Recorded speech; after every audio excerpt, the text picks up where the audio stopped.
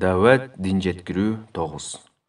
Нуъман бин Башир радиаллаху анхума риваят кылат. Расулуллах саллаллаху алейхи вассалам айтат: Алланын өкүмдөрүн аткарган менен аткарбаган адамдар кемеде чучугулак таштаган адамдар сыяктуу. Алардын жарымына кеменин үстүңкү кабатына, жарымына астыңкы кабатына жайгашууга туура келген.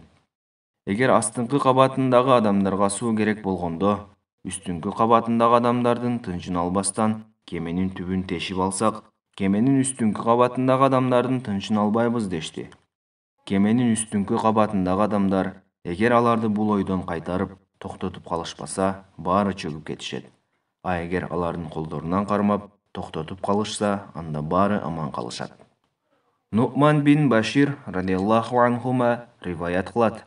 Расулуллах саллаллаху алейхи вассалам айтат: Алланын өкүмдөрүн аткарган менен аткарбаган адамдар кемеде чучугулак таштаган адамдар сыяктуу.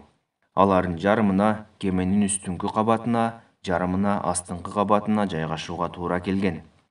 Эгер астыңкы кабатындагы адамдарга суу керек болгондо, үстүңкү кабатындагы адамдардын тынчын албастан кеменин түбүн тешип алсак, кеменин үстүңкү кабатындагы адамдардын тынчын албайбыз дешти.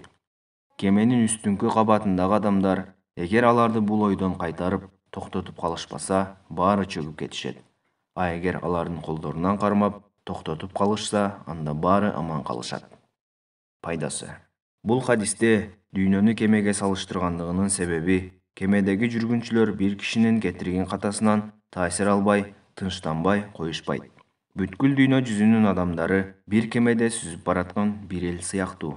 Ал кемеде Аллага баш ийген жана баш ийбеген адамдар бар.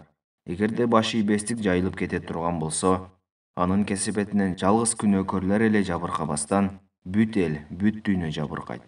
Ошондуктан бүткүл адамзатынын жок болушунан сактап калуу үчүн Алланын өкүмдөрүн бузган адамдарды тыйып, токтотуш керек. Антпесе Алланын жазасы бүткүл коомго түшөт.